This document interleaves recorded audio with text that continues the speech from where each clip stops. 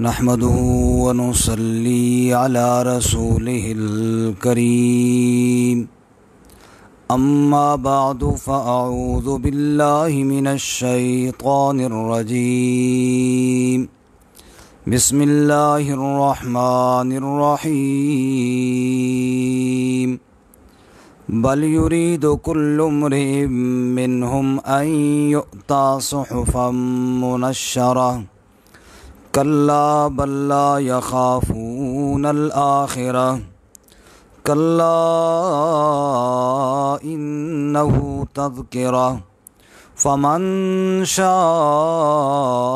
ذكره وما يذكرون إلا أن يشاء الله وأهل التقوى وأهل المغفرة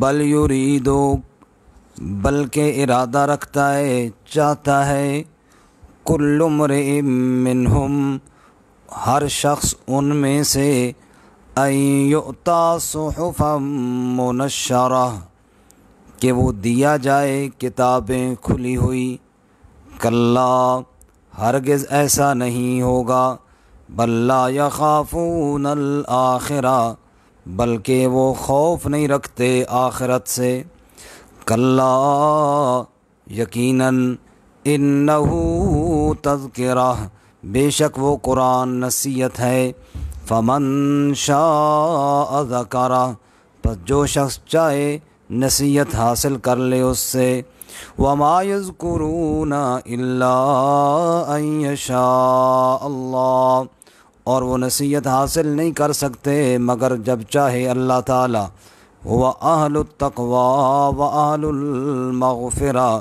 وہی اس لائق ہے کہ اس سے ڈریں اور وہی بخشنے کے قابل ہے۔ سبحان ربک رب العزت عما یصفون وسلام علی المرسلین والحمد للہ رب العالمین۔ اللهم صل على سيدنا ومولانا محمد وعلى آل سيدنا ومولانا محمد وعلى آله وأصحابه أجمعين۔ معزز ناظرین و سامعین، السلام علیکم ورحمۃ اللہ وبرکاتہ۔ گزشتہ سے پیوستہ درس ہمارا سورۃ المدثر کا تھا، اور ہمارا درس یہاں تک پہنچا تھا کہ اللہ رب العزت نے منکرین اور مشرکین سے فرمایا کہ تعجب ہے ان پر کہ اپنے انجام کی فکر نہیں ہے ان کو، اور یہ نصیحت سے اور قرآن سے منہ موڑتے ہیں اور ایسے دور بھاگتے ہیں جیسے بدکے ہوئے گدھے بھاگتے ہیں۔ آج کے سبق میں اس سے اگلی آیات آپ کے سامنے تلاوت کی ہیں۔ اللہ فرماتے ہیں یہ کیوں بھاگتے ہیں، یہ کیا چاہتے ہیں؟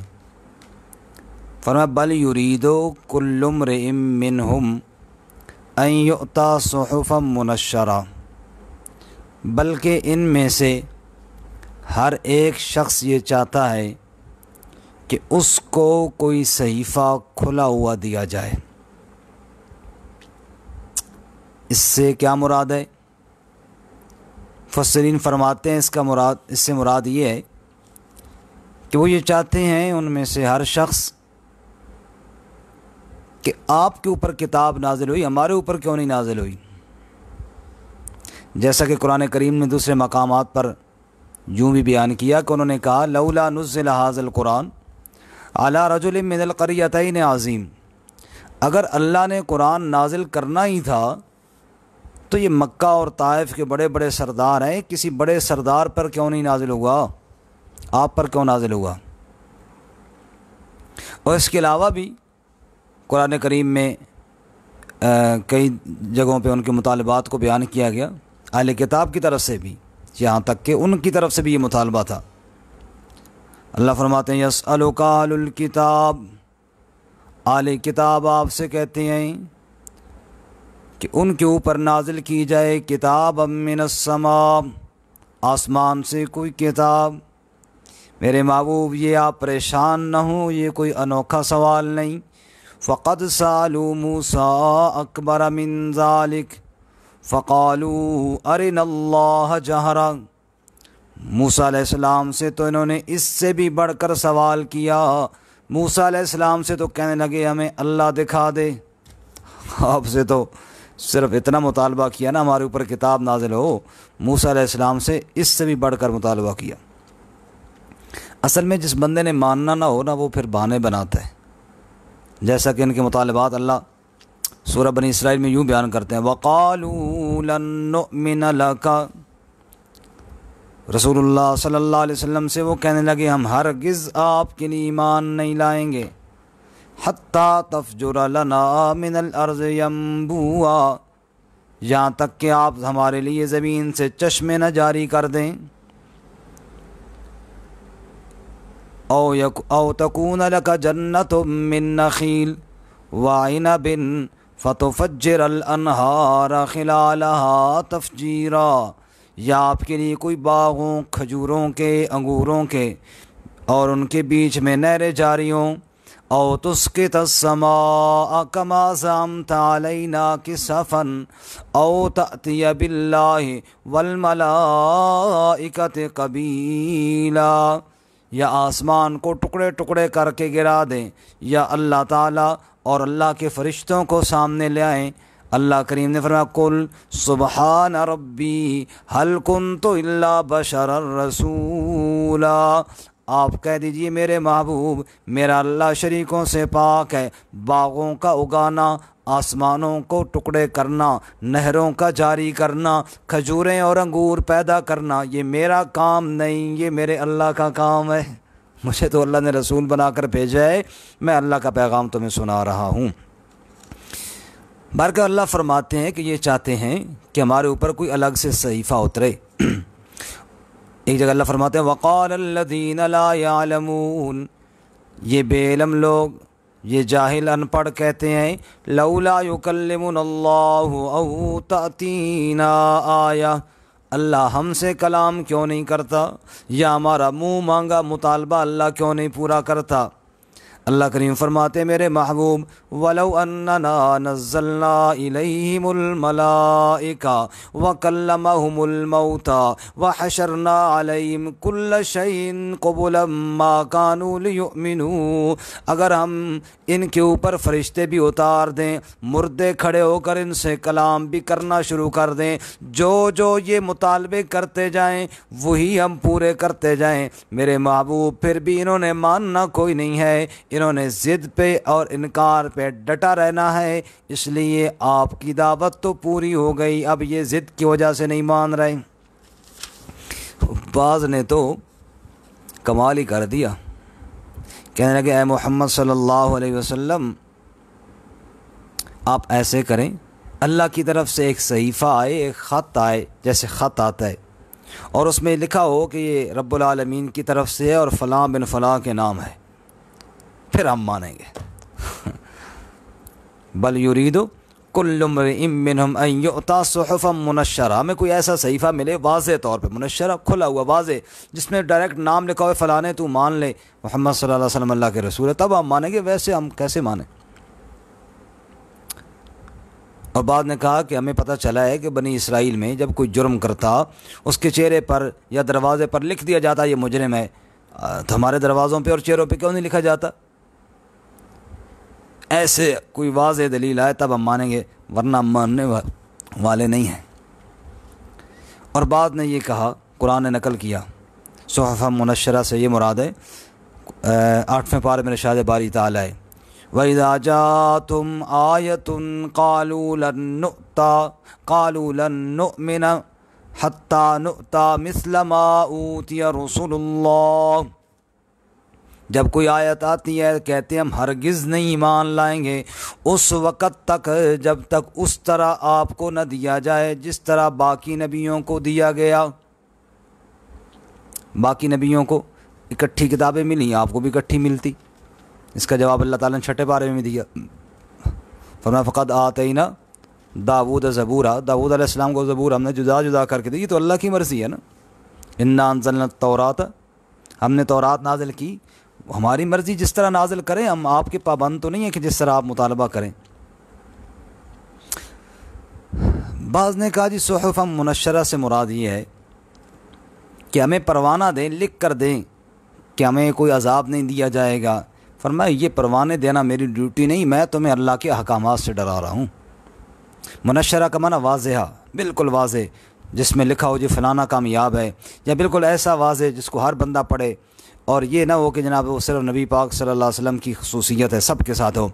اچھا، اب ان ساری باتوں پہ آپ غور کریں تو نتیجہ کیا نکلتا ہے؟ وہ تکبر اور عناد اور خود پسندی، اپنے آپ کو بڑا سمجھنا۔ اصل میں وہ رسول اللہ صلی اللہ علیہ وسلم کی اتباع نہیں کرنا چاہتے، وہ اپنا بڑا پن، وہ چودراہٹ وہ قائم رکھنا چاہتے۔ ہم آپ کا کلمہ پڑھ لیں تو پھر تو ہمارا یہ دنیاوی جو جاہ و دبدبہ یہ مان پڑ جائے گا اور ہم آپ کے پیچھے ہو جائیں گے، یہ کیسے ہو سکتا ہے؟ وہ غرور، اس غرور اور تکبر نے مار دیا۔ اللہ اس بیماری سے ہماری حفاظت فرمائے۔ اللہ فرماتا ہے، یہ کہتے ہیں ہر ایک کے نام الگ صحیفہ ہے، کلا ایسا تو ہرگز نہیں ہوگا، میں نے اپنے پیغام اور رسالت کے لیے اپنے محبوب محمد الرسول اللہ صلی اللہ علیہ وسلم کو چن لیا ہے۔ جس نے میری حکم کو ماننا وہ میرے نبی کی بات مان لے۔ قل ان کنتم تحبون اللہ فاتبعونی یحببکم اللہ، اعلان کر میرے محبوب جس نے اللہ سے محبت کرنی ہے وہ محمد عربی کی اتباع کر کے آئے۔ اور ایک جگہ اللہ فرماتے ہیں، اے میرے محبوب صلی اللہ علیہ وسلم بتا دے، من یطع الرسول فقد اطاع اللہ، جس نے رسول کی اتباع کی گویا کہ اس نے اللہ کی اتباع کر لی۔ آگے اللہ فرماتے ہیں، بل لا یخافون الآخرہ، اصل میں یہ مطالبات ان کے بات کو ماننے کے لیے نہیں، اصل وجہ یہ ہے ان کے دلوں میں آخرت کا خوف نہیں۔ یہ مرنے کے بعد کی زندگی کے قائل کوئی نہیں، ہمیشہ حیات جاودانی کے منکر ہیں، یہ قیامت کے وقوع پر ان کا اعتبار نہیں، اس لیے یہ انکار کرتے ہیں۔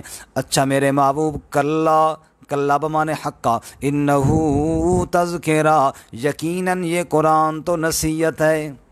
اب کوئی نصیحت حاصل نہ کرنا چاہے تو اس کی اپنی بدبختی ہے، قرآن تو نصیحت ہے۔ فمن شاء ذکرہ، جو چاہے نصیحت حاصل کر لے۔ ایک جگہ اللہ فرماتے ہیں، وَلَقَدْ يَسَّرْنَا الْقُرْآنَ لِلذِّكْرِ فَهَلْ مِن مُدَّكِرٍ، او لوگوں میں نے قرآن کو نصیحت کے لیے آسان بنا دیا، ہے کوئی تم میں سے جو نصیحت حاصل کرے؟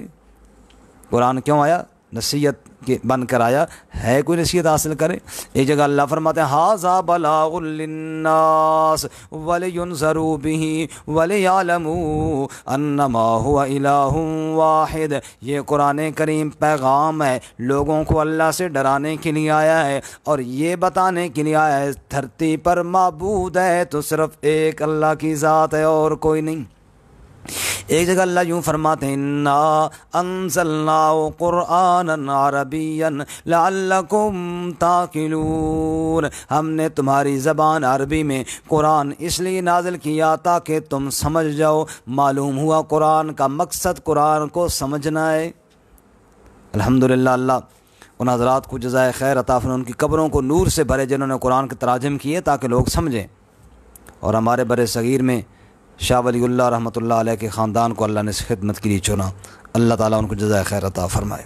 یبین آیاتی للناس لعلہم یتذکرون، اس لیے آیتیں بیان کی جاتی ہیں تاکہ لوگ نصیحت حاصل کریں۔ ایک جگہ اللہ فرماتے ہیں، ان ہوا الا ذکر للعالمین، یہ قرآن نصیحت ہے سب جہان والوں کے لیے۔ ایک جگہ اللہ فرماتے ہیں، کذالک نفصل الآیات لقوم یتفکرون، ہم تفصیل سے آیات کو بیان کرتے ہیں اس قوم کے لیے جو غور و فکر کرنے والی ہو۔ کہیں اللہ یوں فرماتے ہیں، افلا یتدبرون القرآن، یہ لوگ قرآن میں تدبر کیوں نہیں کرتے؟ ام علی قلوب اقفالها، یا ضد اور عناد کی وجہ سے ان کے دلوں پر قفل اور تالے لگ گئے ہیں، یا یہ غور و فکر نہیں کرتے؟ اہل کتاب کو اللہ یوں قرآن کی طرف دعوت دیتے ہیں، قل یا اہل الکتاب لستم علی شیء حتی تقیموا التوراۃ والانجیل وما انزل الیکم من ربکم، اے اہل کتاب جب تک تورات و انجیل کو نہیں مانو گے اور جب تک اس کلام کو نہیں مانو گے جو رب نے نازل کیا، کبھی ہدایت نہیں پاؤ گے۔ اللہ اکبر۔ اور رسول اللہ صلی اللہ علیہ وسلم نے فرمایا ترکت فیکم امرین، میں دو چیزیں تمہارے اندر چھوڑ کر جا رہا ہوں، لن تضلوا ما تمسکتم بہما، اس وقت تک گمراہ نہیں ہوگے جب تک ان دونوں چیزوں کو تھامے رکھو گے، کتاب اللہ و سنت لنبیہ، ایک اللہ کی کتاب، دوسرا اس کے نبی صلی اللہ علیہ وسلم کی سنت۔ اس لیے اللہ فرماتے ہیں یہ قرآن نصیحت ہے، فمن شاء ذکر، جو چاہے نصیحت حاصل کرے۔ اچھا اب ایک بندہ چاہتا ہے کہ میں نصیحت حاصل کروں، فوراً مل جائے گی؟ فرمایا تمہاری چاہت اس وقت تک پوری نہیں ہوگی جب تک اللہ کی چاہت شامل نہ ہو جائے۔ اس لیے اللہ سے ساتھ توفیق مانگو، اللہ سے ہدایت مانگو، یہ نہ کہو کہ اللہ تعالیٰ کی مدد کے بغیر ہی ہم ہدایت حاصل کر لیں گے، ایسا کبھی نہیں ہوگا۔ اس لیے آگے اللہ تعالیٰ نے وضاحت فرمائی وَمَا يَذْكُرُونَ إِلَّا أَن يَشَاءَ اللَّهُ، تم اس وقت تک نصیحت حاصل نہیں کر سکتے جب تک اللہ نہ چاہے۔ هُوَ أَهْلُ التَّقْوَى وَأَهْلُ الْمَغْفِرَةِ، ایک تو رب سے نصیحت مانگو اور دوسری بات یہ ذہن میں رکھو ہوا اہل التقوی، اللہ اس قابل ہے، اس لائق ہے کہ اس سے ڈرا جائے، اللہ کا ڈر دل میں رکھو، وَآلُ الْمَغْفِرَةِ، اور وہی بخشش دینے والا ہے، اس سے مغفرت طلب کرو۔ ایک روایت میں آتا ہے فرمایا قال ربکم، تمہارا رب تم سے یہ کہتا ہے فَمَنِ اتَّقَىٰ ان یجعل معی الہا کان اہلا ان اغفر لہ، جو بندہ اس بات سے بچ گیا اور ڈر گیا کہ اس نے میرے ساتھ کسی کو الہ نہ بنایا، اللہ فرماتے ہیں وہ اس قابل ہو گیا کہ میں اللہ اس کی مغفرت کر دوں۔ اللہ تعالیٰ میں شرک سے محفوظ فرمائے۔ فرمایا جس نے میرے ساتھ کسی کو الہ نہیں بنایا وہ اس قابل ہے کہ اس کی مغفرت کی جائے، وہ مغفرت کے قابل ہو گیا ہے۔ فرمایا ہوا اہل التقوی و اہل المغفرہ، وہ تقوی والا بھی یعنی اللہ تعالیٰ سے ڈرنا چاہیے اور مغفرت بھی اللہ تعالیٰ سے مانگنی چاہیے، ہدایت کی توفیق دینے والا بھی وہ ہے، بندے کو سیدھی راہ پہ چلانے والا بھی وہ ہے۔ تو معزز سامعین و ناظرین، الحمدللہ سورۃ المدثر کا درس مکمل ہوا۔ سورۃ المدثر کا میں مختصر سا خاکہ آپ کے سامنے عرض کر دوں کہ رسول اللہ صلی اللہ علیہ وسلم کو اللہ نے فرمایا میرے محبوب اٹھیے اور لوگوں کو دعوت دیجیے اور اللہ کی کبریائی بیان کیجیے اور جتنے بھی برائیاں ہیں ان کو مٹا ڈالیے، اور پھر اگر کوئی آپ کی اس دعوت